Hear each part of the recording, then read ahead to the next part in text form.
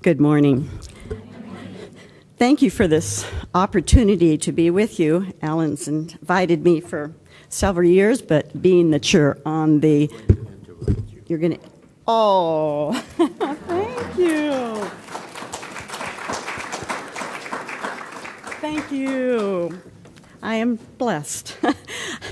Now that Alan's finally brought you all to the West Coast, it was a little easier to drive up from San Diego and bring some goodies in the car without packing them through airports.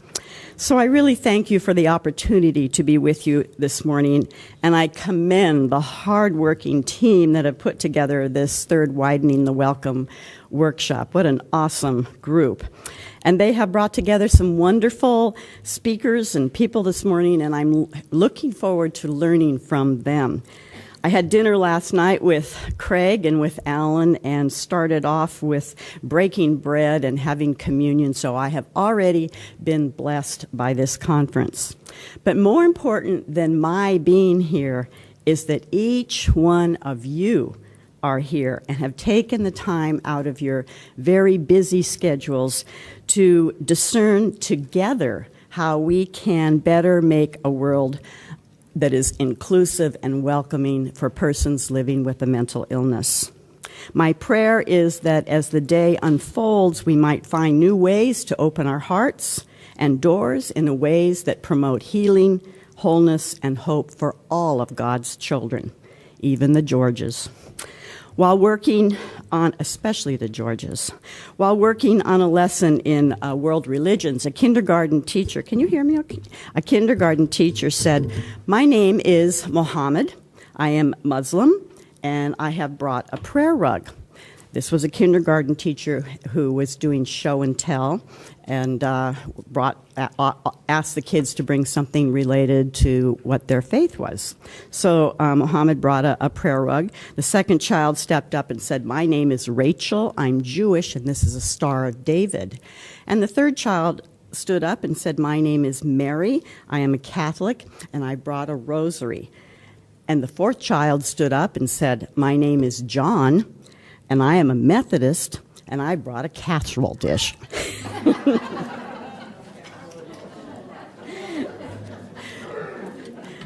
Well, I tell this, my name is Susan, and I am a former kindergarten teacher for 15 years and a United Methodist minister.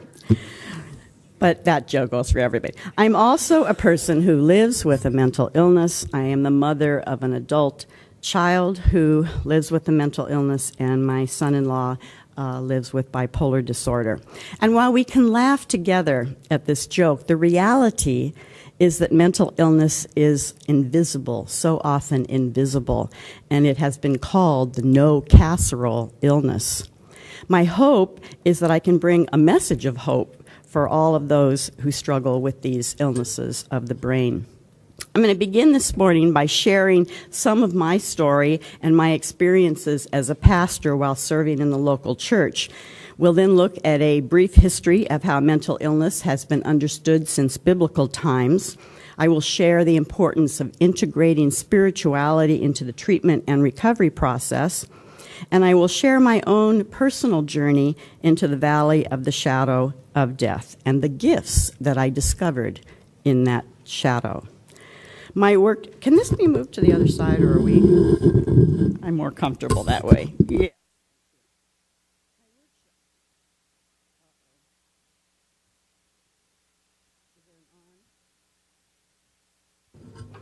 Is there an on? Yes, you found it. I did.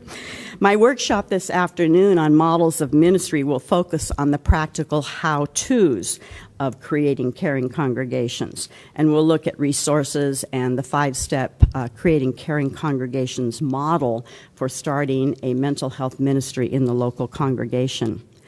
But based on the findings of the Surgeon General, we know that the magnitude of mental illness in this country is so much, and that 1 in 4 families sitting in our pews have a family member dealing with a mental illness. Yet our religious communities are still so often silent when it comes to understanding mental disorders as treatable illnesses. My depression began in 1991. I am from San Diego. I was appointed as the first female pastor at the largest Methodist church west of the Rockies, which was rather a challenge. But I was enjoying my career as a pastor and the many opportunities that it offered for serving others in a variety of ways when you have a large church. And I liked being part of a large staff, and I had no doubt that I had made the right decision to follow my call and to leave my teaching career to go into the ministry. Of course, your ministers and all of us are still teachers, so there's not much difference really.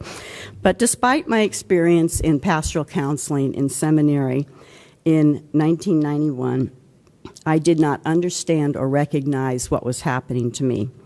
In the fall of 1991, a series of events hit me like waves, kind of starting with some childhood memories and some things that all just came together at the same time until I felt just totally overwhelmed with despair. I had all the symptoms at that time of major depression. I felt disoriented and disconnected from my feelings and from my thoughts. I couldn't eat or sleep. Nothing brought me pleasure. I was simply going through the motions. I didn't want to be around others and isolated myself from people. I'd go in and do my bit on Sunday morning and go home and go to bed. And I felt so hopeless that I wanted to end my life. I was in such psychological pain that I clung to St. Paul's words from Romans 8. Nothing can separate us from the love of God, neither life, nor death, nor angels, nor rulers, nor heights, nor depths. I was sent to a psychiatrist who happened to be a member of my very large congregation. It was one of the most humbling experiences of my life. He wanted to admit me to a psychiatric hospital that day. I told him that I would rather be dead, and after several days of denial on my part, and because my husband could not continue to stay home and take care of me, I was admitted to the hospital. It was the very same hospital where I had done my clinical pastoral education work. Only the small chapel where I had conducted services and ministered to people had been converted to a barber shop, which says a lot about the importance placed on spirituality in our treatment programs today. Few people at my church knew about my hospitalization. I did have subsequent hospitalizations, and for 2 years, I suffered in silence, hiding my condition from the church community for the very real fear of losing my job. Rosalind Carter has spoken out on how the church does not know how to respond when clergy or other helping professionals reveal their emotional problems. In an article, A Voice for the Voiceless, the Church and the Mentally Ill, she writes, those in a position to make a decision about these caregivers sometimes respond by pretending that a crisis doesn't exist. Other times, they believe that the caregivers move to a new locale where we leave all the problems. Happened a lot in Methodist church. People were sent, whatever was happening, to the church that was struggling the most and most in need of a loving and caring pastor.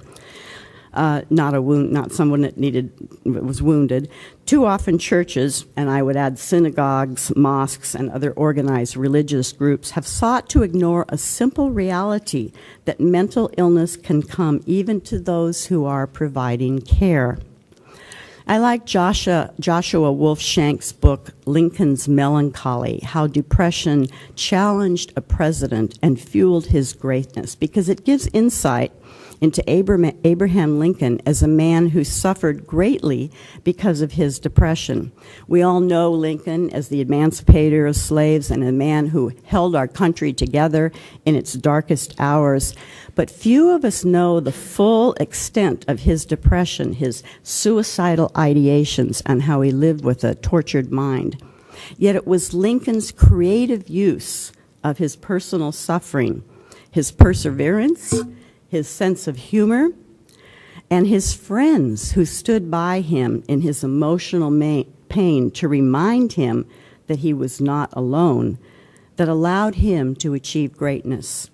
He was also a man of religious faith, and Shank's book shares how these beliefs allowed Lincoln to use his faith as a source of comfort and help and hope. See, people often think that those of us who live with a chronic mental illness are unable to function. The church especially sometimes. Lincoln modeled one way to live in that tension between accepting and living with whatever our challenges may be and losing ourselves in service to others. Lincoln's dedication to his work kept him going even though he himself felt like a personal failure. By holding together his emotional turmoil and his dedication to his work for others, he was also able to hold together a hurting country. Shank writes, "The hope is not that our suffering will go away, for with Lincoln it did not go away. The hope is that suffering, acknowledged and endured, can fit us for the surprising challenges that await." For some people, a disability leave or change in responsibility is necessary, but this was not the case for me. One size doesn't fit all. And so I really hold on to this story about Lincoln because it was the church work that kept me going. There were some very, very painful attempts and meetings and other meetings and letters by church leaders to put me on involuntary leave. And I can honestly say that if they had been successful, that I would not be standing before you today. I also had a very trusting relationship with my Jewish psychiatrist, and he learned a lot about the Christian faith and sacraments. He was awesome. You know, my doctor would give me passes to do weddings or a special service or an event at my church, even while I was hospitalized. The sad truth is that hundreds of our clergy are being forced to leave the ministry because of the stigma and ignorance associated with mental illnesses. And too many people, including persons in the military, police and fire personnel, mental health providers, government officials, first responders to traumatic events, are suffering in silence and not getting the treatment they need for the very real fear of losing their job or promotion.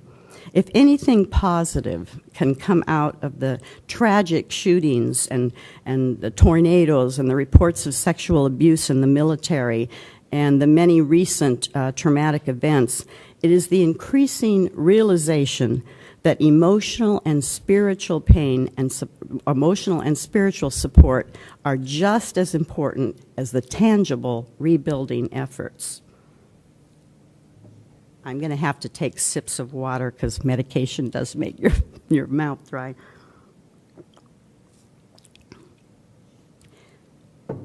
It was my senior pastor who stood beside me. He believed in me, who believed in grace.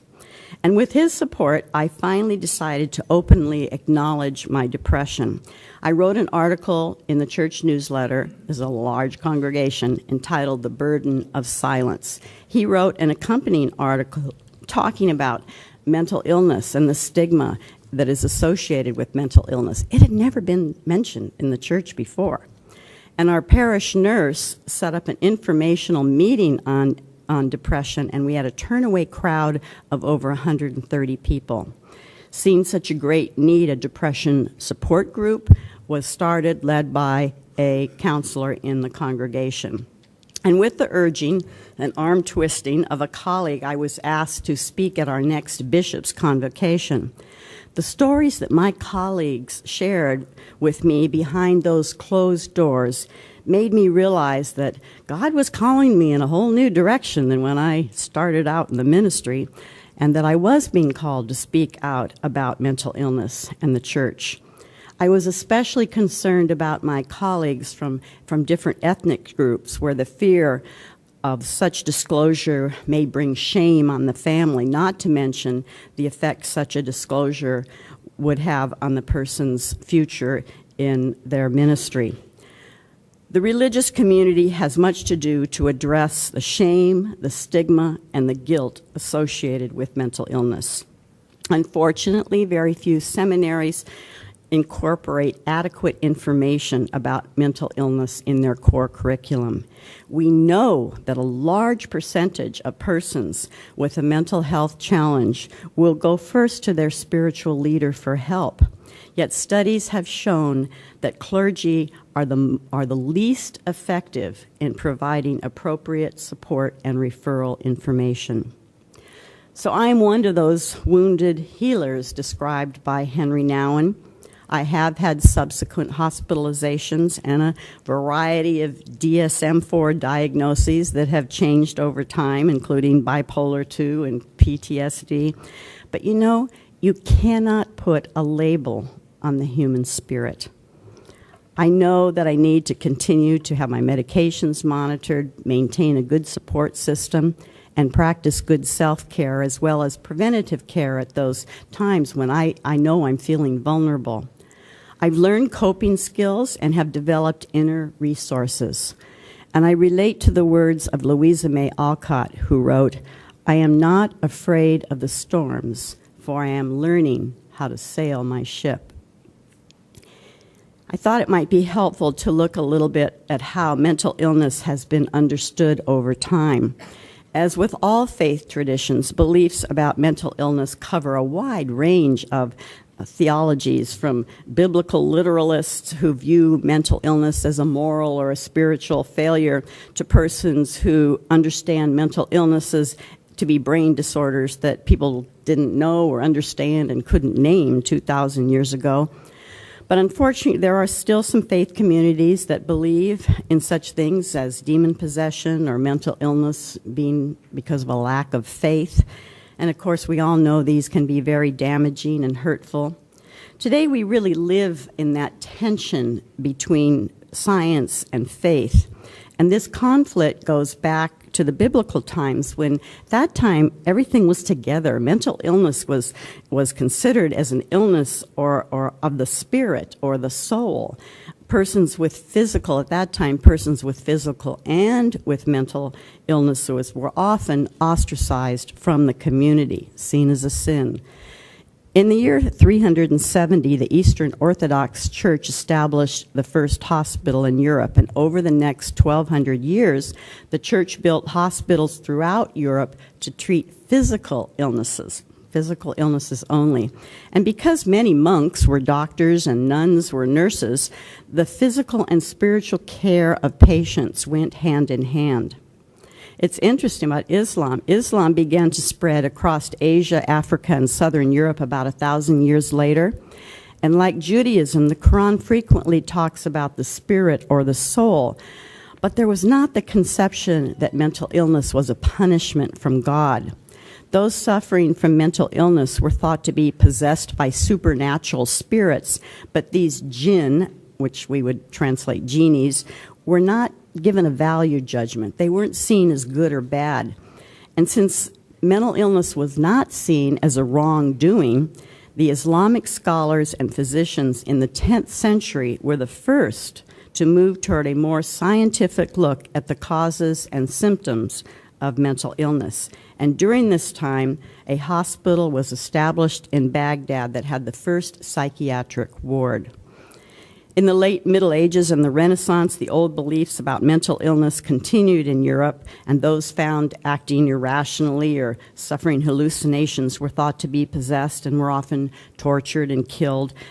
A shift came with the Age of Enlightenment around 1750 and the introduction of the science of psychology.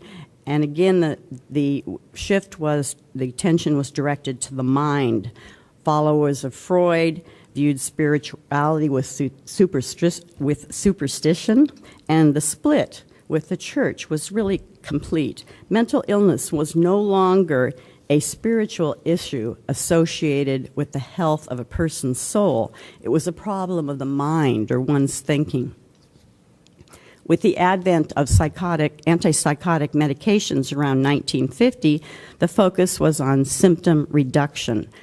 Another shift occurred that de-emphasized both the spirit and the mind and put the focus more on the biological changes in brain chemistry.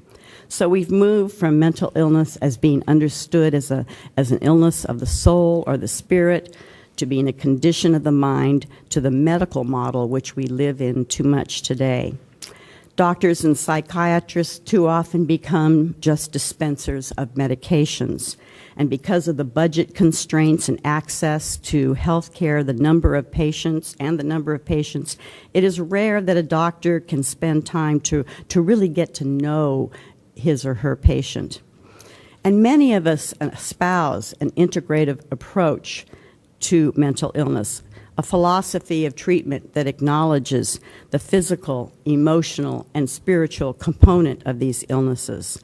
The medical model which we mostly live in today, however, mostly focuses on the illnesses and not on the many, many other needs of the individual. The medical model looks for a cure. The emphasis is on finding answers and the relief of symptoms. But as we all know, many times there is no cure, but there can be healing. Healing is the peace that comes from knowing that God is working in our lives to bring about the best possible outcome, which is healing of mind, body, and spirit.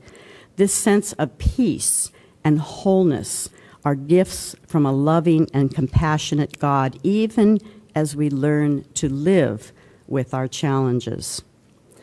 So the choice that we face today is not between science and faith. We need both. Professional training programs for decades have discouraged discussion of religion or spirituality with clients. Publicly funded programs have been reluctant to address faith and spirituality. But things are gradually changing as studies find that spirituality can be an important part of the treatment and recovery process, and as spiritual assessment tools are being developed for mental health professionals. The state of California passed Proposition 63, the Mental Health Services Act. I've been involved in some of the discussions and events as the state realizes some of it, the potential of reaching underserved populations through education in our faith communities that are already there all around. In the mental health field, we have moved toward an emphasis on early detection and recovery. There are a number of definitions of recovery. I understand it to be an ongoing process. I like the definition of recovery written by the Telecare Corporation, a group that has a variety of programs to help persons set goals and provide support as they move towards those goals and recovery. They say, recovering is the awakening of hopes and dreams. The recovery process involves gaining the knowledge to reclaim one's power and achieve one's desires by learning to make choices that bring strength rather than harm. Recovery involves living a meaningful life with the capacity to love and to be loved. The release of the President's New Freedom Report back in 2003 demonstrated that our current delivery system for mental health services was in shambles, and only a total transformation of the system will benefit consumers. That was the word they used. It's rather a theological word, I think, transformation. Not much has been done, but that's what they say. The Commission asks for more coordination of services and providing treatment through community-based groups rather than institutions. It also called for assisting persons to be reintegrated into successful and productive members of society through such means as job training and community support. Well, we all know that we have a long way to go to meet these goals with our nation's current economic crisis, the cuts being made in social services, new health care on the horizon. But there is hope. And two of our people, the White House hosted, some of you may have read about, a day-long conference to kick off a national conversation. A conversation goes on and on, right? It goes on. So not a day, but a conversation to kick about the mental health in the United States And two of our leaders, our speakers, my colleagues, Reverend Alan Johnson and Reverend Craig Rennebaum, were there representing faith communities. They weren't just representing the UCC, they were representing all. No.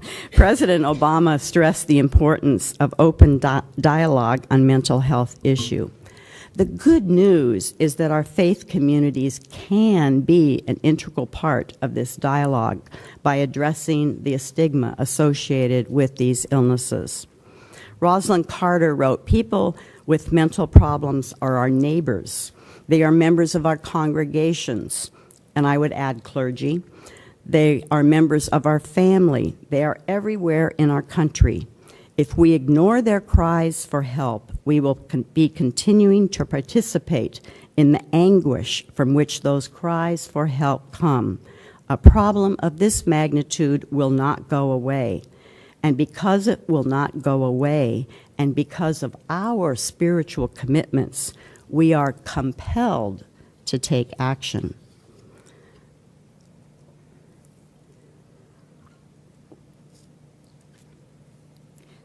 Spirituality has become a popular and often misused word in our time. I understand spirituality as being very different from organized religion. Spirituality for me springs from a belief system. It is what gives meaning and hope and comfort and inner peace to our lives. Some find that through music or art or a connection with nature. Spirituality grows out of our life experiences rather than a doctrine.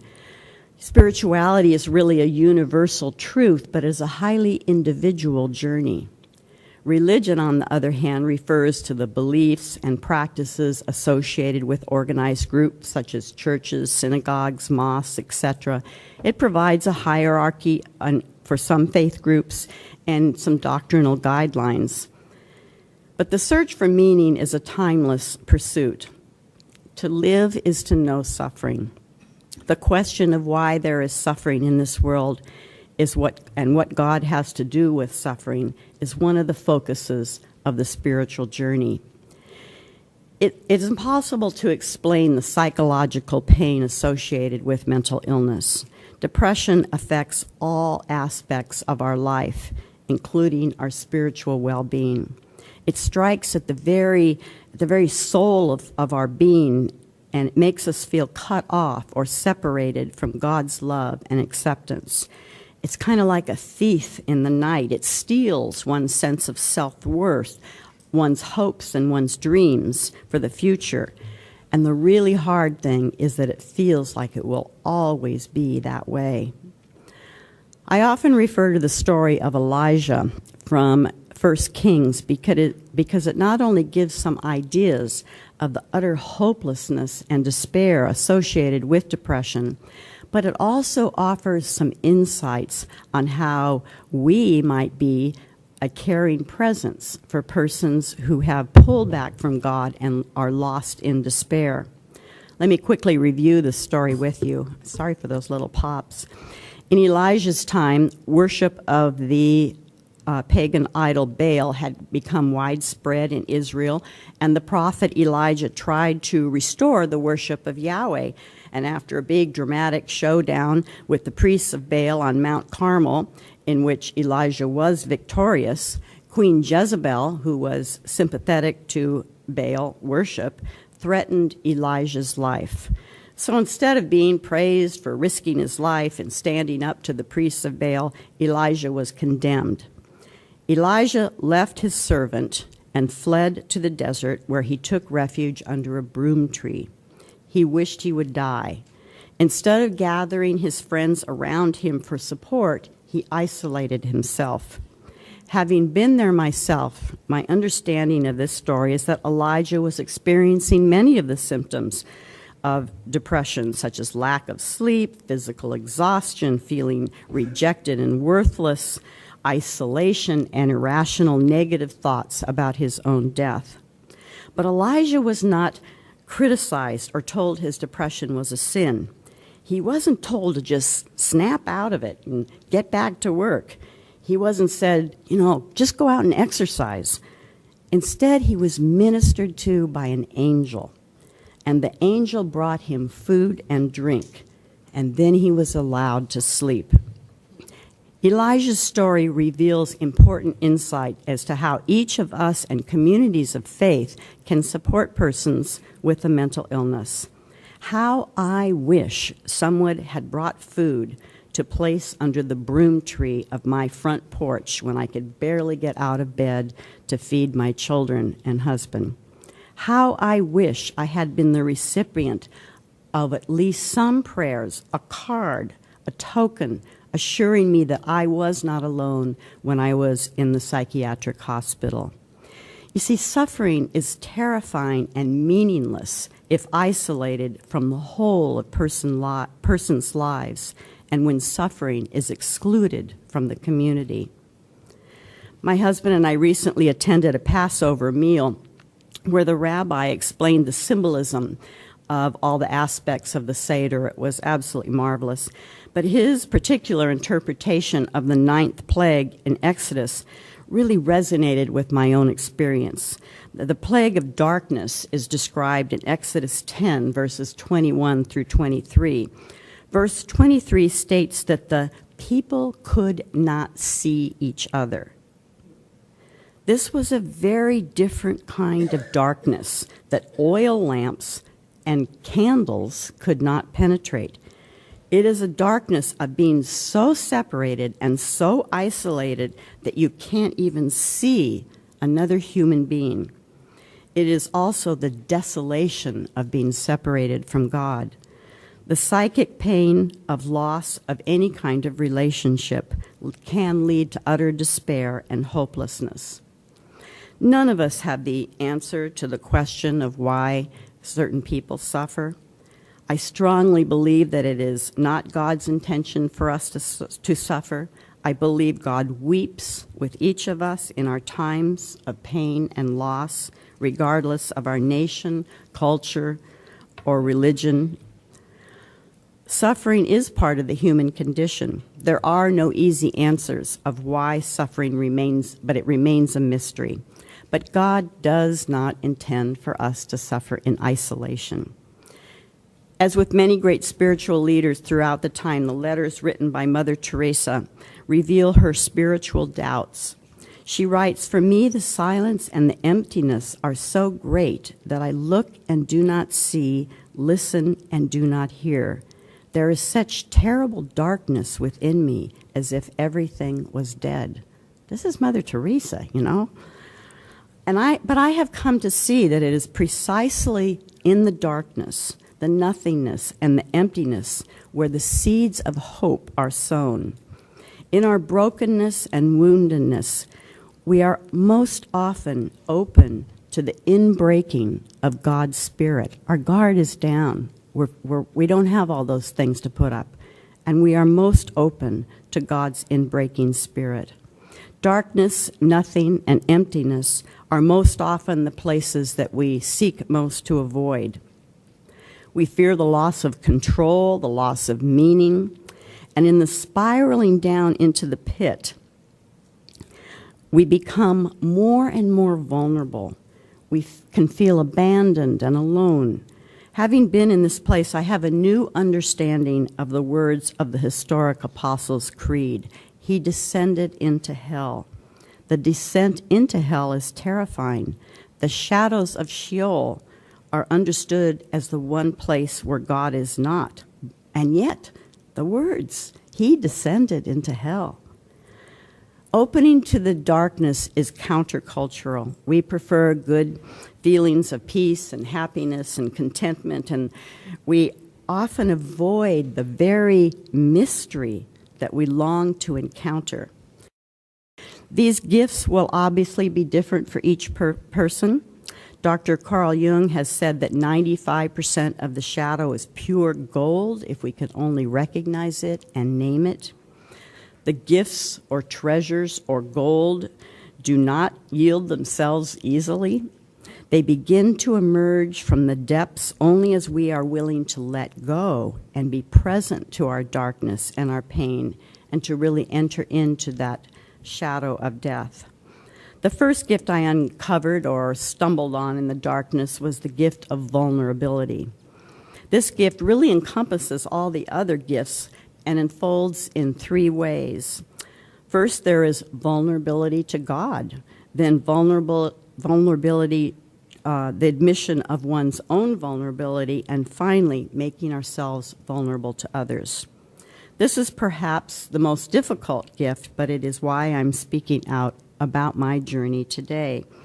I believe that when we are able to admit our vulnerabilities to God, to ourselves, and to our community, we are graced with the power to heal others. Thus, the title of Nouwen's book, The Wounded Healer, shows that our wounds can be signs of hope for others.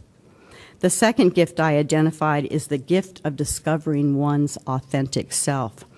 I continue to discover the discontinuity between the self that I project to others and my God-given self. All my life I've lived by what I thought others expected of me. I am still discovering the treasure of myself as a whole person of mind, body, and spirit. Discovering one's authentic self ultimately involves opening to the grace of God, who has placed a deep treasure in the field of our soul waiting to be discovered. I often, at times when I struggled, like to put things into prayers or writing. And I wrote, "So often, Divine One, the tasks before me feel overwhelming and impossible. The expectations of others weigh heavy upon my shoulders. At times like these, I think I need to do something, to invest more time and effort, to pray longer and harder, to embark on a journey in search of the kingdom.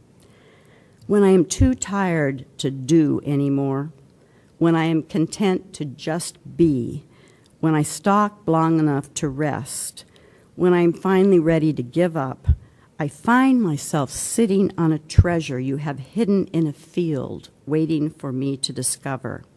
And when I lift that treasure from its hiding place, I find that you have graced me with adequacy for all that lies ahead."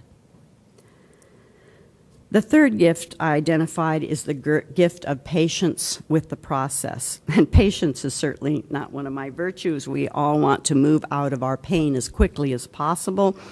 And unfortunately, our healthcare system often dictates exactly how long that should last. Sue Monk Kidd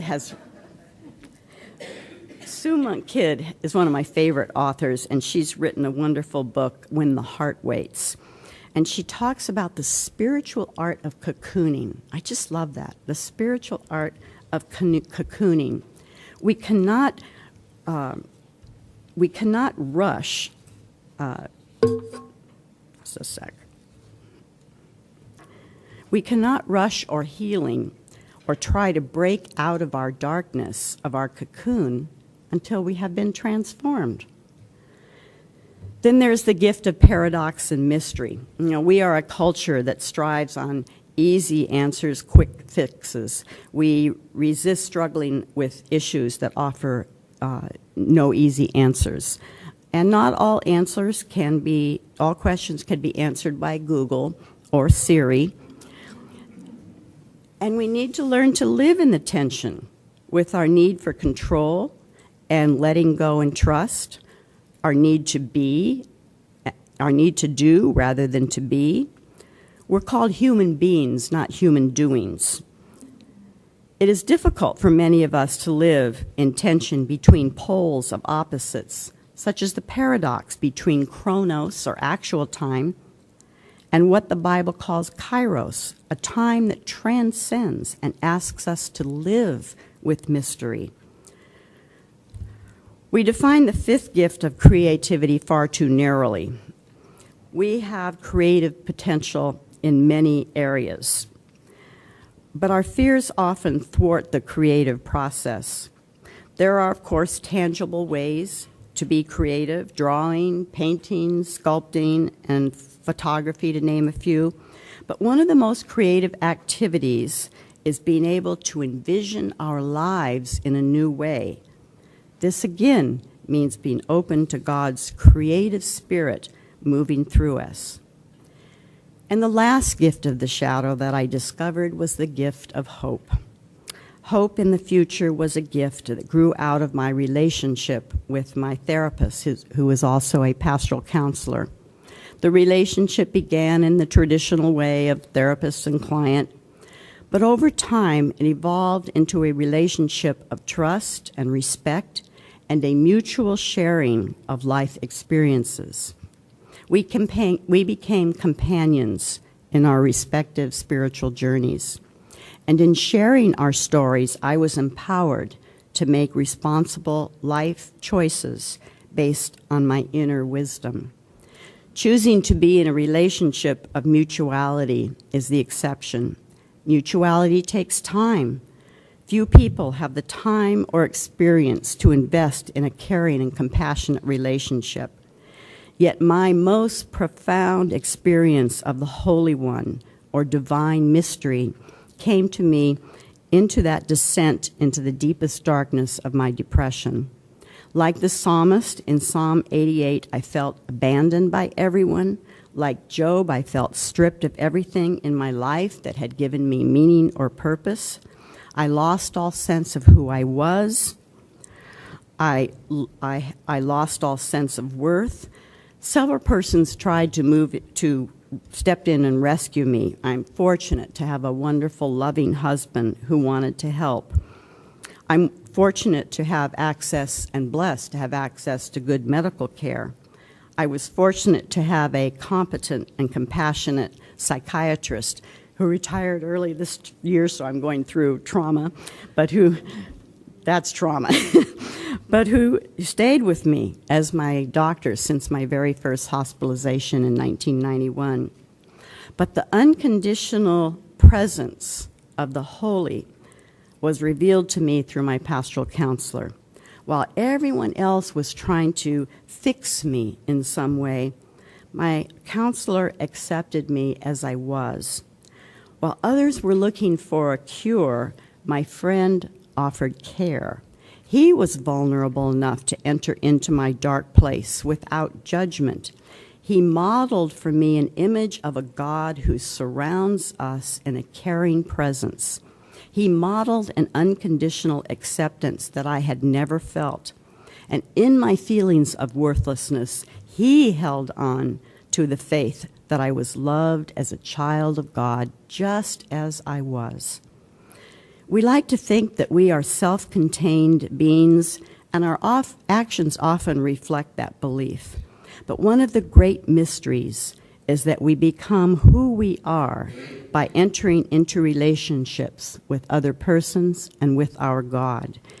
We discover things about ourselves that could never have been known in our safe and secure isolation.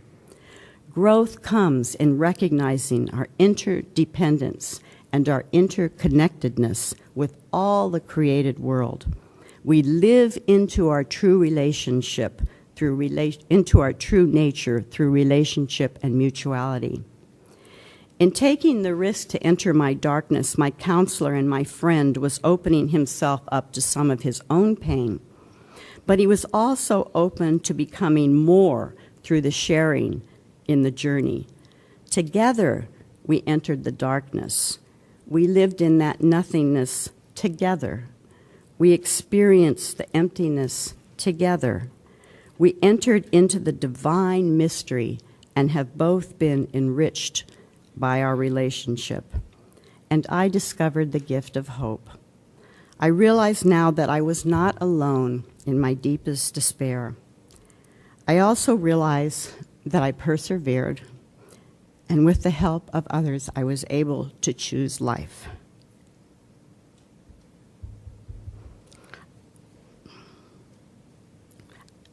I have found hope in listening to and reading stories of healing and wholeness restored in the lives of other people who struggle with these illnesses and with other illnesses. The gift of hope, like all gifts of the shadow, is not linear. Hope is not wishful thinking or escapism. Hope is grounded in the steadfastness of God who has acted in the past, is acting in our present, and will continue to act in our future. I learned much in the fertile darkness. In the descent into the darkness and the nothingness, we are held in a silent presence that was beneath the darkness and beyond our knowing.